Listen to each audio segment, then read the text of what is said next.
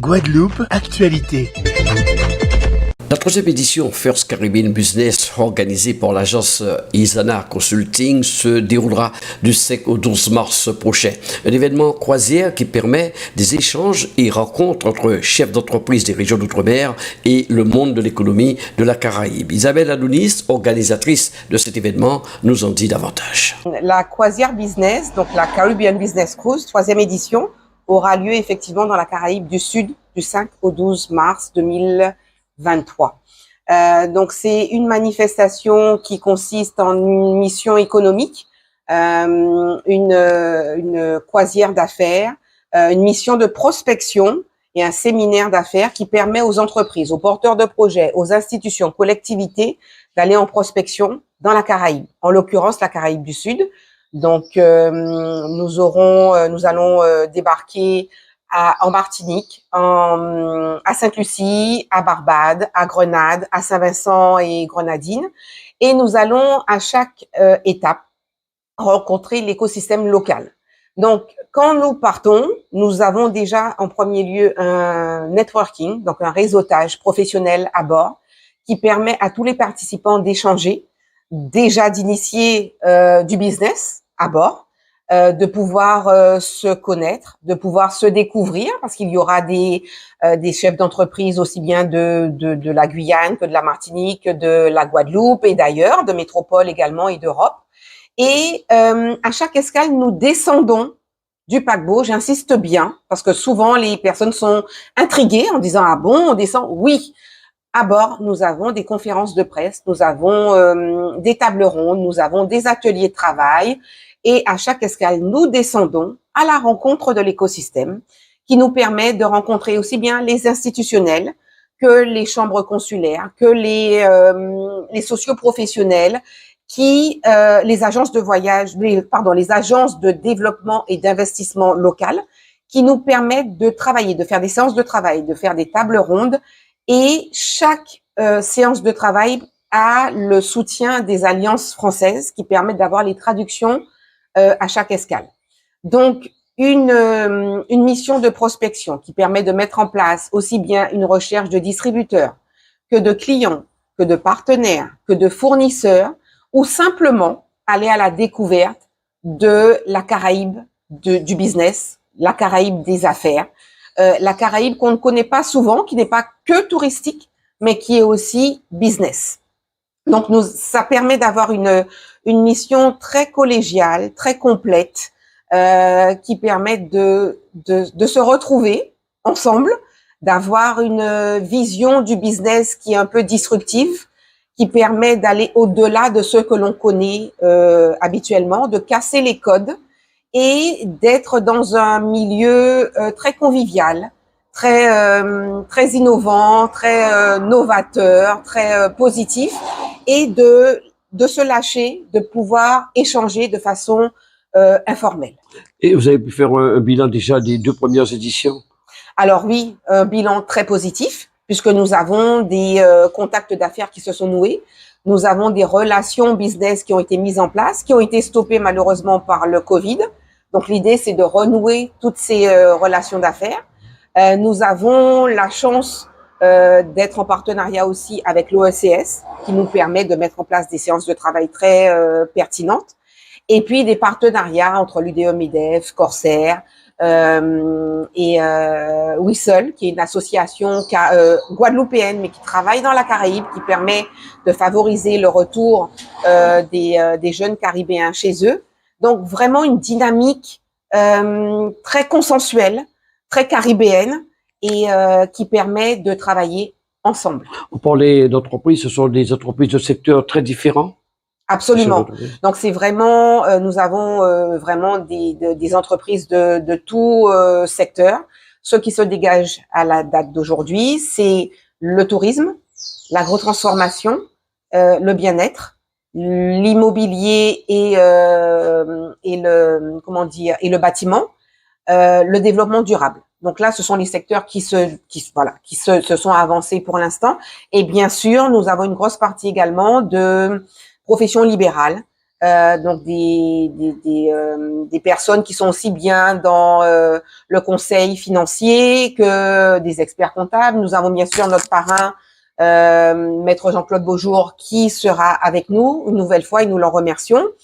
Donc tout ce qui est conseil juridique, tout ce qui est accompagnement personnalisé, tout ce qui est coaching, tout ce qui est digital, c'est quelque chose, c'est un secteur qui est en plein développement.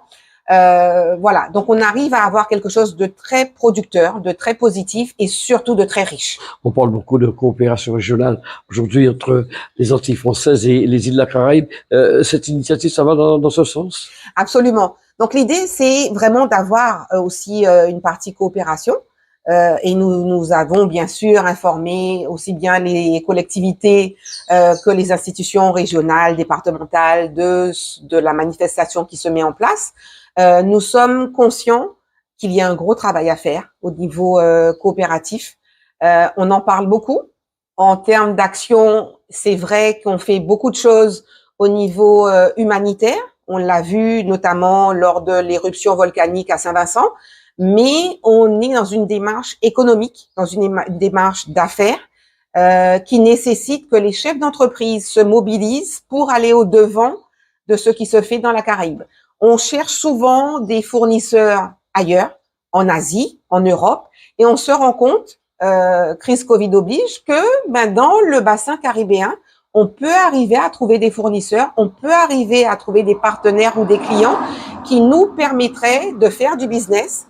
On a par exemple au niveau de la formation, on a une grosse demande. Nous avons des jeunes qui souvent partent en formation en Europe, en métropole, au Canada, alors que dans le bassin caribéen, nous avons une offre qui est très importante dans l'hôtellerie, par exemple. Nous pouvons aussi mettre en place des collaborations, des partenariats qui permettent à nos jeunes de se former, qui permettent aux Caribéens de venir se former chez nous. Donc, c'est vraiment un partenariat win-win, enfin gagnant-gagnant, qui peut se mettre en place et de façon tout à fait naturelle. Évidemment, nous sommes au début du mois de janvier, ça va se passer au mois de mars. Je crois que il est grand temps de lancer un appel à tous les chefs d'entreprise, à tous ceux qui voudraient participer à cette 3e et belle édition. Absolument. Surtout que là, nous sommes très fiers parce que nous avons des participants qui viennent de Guyane, qui viennent de Saint-Martin, qui viennent de Martinique et de Guadeloupe.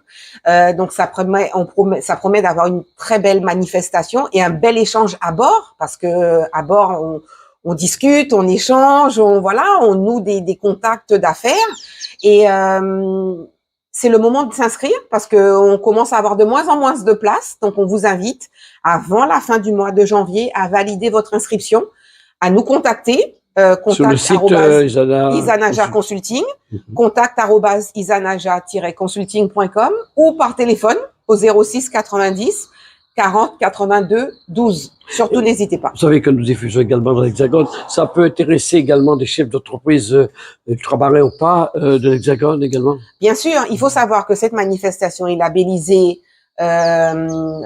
programme France Export. Donc, ça veut dire participe à la relance export et à la relance économique de nos zones, de nos départements d'outre-mer. Donc, ça serait l'occasion, effectivement, de relancer notre business, de relancer notre activité. On a tendance à rester cloisonné sur notre territoire et sur nos zones locales. Il faut bien se rendre compte que l'avenir est à l'international. Et l'international, on a souvent tendance à croire que c'est peut-être l'Europe, les États-Unis ou l'Asie, mais ça peut être aussi la Caraïbe. Nous avons un marché captif qui est très proche. Nous avons des relations maritimes et aériennes qui sont en train de se développer. Donc, la CBC, cette mission d'affaires et de séminaire d'affaires, permet d'aller en prospection et de vérifier les opportunités qui sont offertes aux chefs d'entreprise de réaliser du business. Et pour mieux cerner l'impact d'une telle croisière, je vous propose d'écouter ces quelques réactions enregistrées par nos confrères d'Antimédia lors de la 2e édition.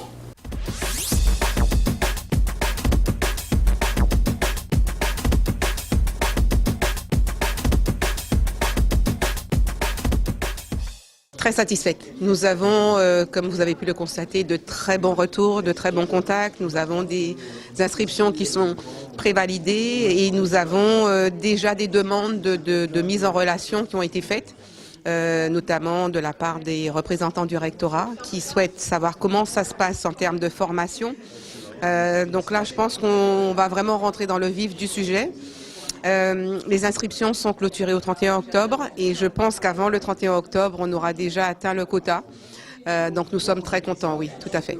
Bonjour, donc je suis Louis Djisossé, je représente le comité du tourisme des îles de Guadeloupe. Donc nous avons été associés à la première croisière business avec donc la société Izanaja et nous avons été effectivement vraiment agréablement surpris par la qualité de cette organisation. Dans chaque destination que nous avons visitée, nous avons toujours été accueillis par un public intéressé et pertinent et qui a permis de vraiment de créer et de mettre en place des échanges pour bien sûr toutes les entreprises, donc les entrepreneurs privés qui étaient présents, mais aussi en matière de tourisme, mettre en place des connexions avec eh bien, ces différentes autorités et dans le but de créer et encore de poursuivre des échanges dans le futur. Donc une organisation qui permet effectivement de visiter plusieurs îles de la Caraïbe dans un seul, on dirait dans un seul tir groupé. Et donc une économie de ce point de vue-là et surtout une facilité d'accès à toutes ces îles. Alors vraiment un concept très innovant et qui peut être très porteur à partir du moment bien sûr où on fait le nécessaire pour le préparer en amont, donc pour avoir des contacts pertinents et puis bien sûr après poursuivre ces contacts en fonction des opportunités qui vont se présenter. Bonjour, je suis monsieur Anzala Rosenberg, je suis gérant de la société Espace Confort Caraïbes. Alors ce que je peux dire en ce qui concerne la première édition, déjà dans un premier temps, nous avons participé à la première édition. Ça a été vraiment une édition qui a apporté son fruit, on peut dire, parce que nous avons eu beaucoup de rencontres par rapport à notre cours de métier et des contacts, d'accord, que nous avons à la suite renoués. Et nous sommes prêts à participer à la deuxième édition parce que nous avons vu les retombées de la première édition, qu'est-ce que ça a donné. Et nous sommes prêts réellement à faire la deuxième parce qu'il faut dire que la Caraïbe est grand. On a beaucoup d'îles à visiter, à voir, à connaître, à avoir des contacts. Et nous sommes prêts à faire le deuxième pour des raisons bien précises que nous voulons développer et voir et comprendre comment fonctionnent aussi nos amis de la Caraïbe. Merci. Et bon, pour tous ceux qui sont un petit peu frileux du projet, je peux vous affirmer, vous pouvez vous adhérer. C'est un très bon projet pour nous en Guadeloupe, en Martinique et en Guyane. Alors bonjour, je suis Kimberly Demani, je suis consultante en marketing digital et j'ai créé un magazine d'art caribéen qui s'appelle Caribé Art. Alors aujourd'hui, je vais vous parler de la First Caribbean Cruise. Donc là, on est à la deuxième édition, on est actuellement à la conférence de presse. Et moi, j'étais une des premières participantes. Cette croisière m'a beaucoup apporté parce que c'est en une semaine, plusieurs destinations, une rencontre avec des professionnels de la Guadeloupe, de la Martinique, de la Guyane et surtout de la Caraïbe. Et ça a été vraiment déterminant, ça m'a permis de développer mon entreprise, de développer mon réseau. C'était une super expérience. Même au niveau du prix, en fait, de cette croisière, ça me revenait, moi, un aller-retour à la Barbade où je devais me rendre. Donc finalement, on est tranquille puisque la nourriture est gérée, le transport est géré et en même temps, on rencontre des professionnels de nos îles et des îles d'ailleurs. Donc ça a été vraiment une expérience très enrichissante et je vous invite à faire partir de la seconde édition. Outremernews.fr, le site de l'actualité Outre-mer, 24 heures sur 24 et 7 jours sur 7. Retrouvez la chaîne Outremer News sur YouTube.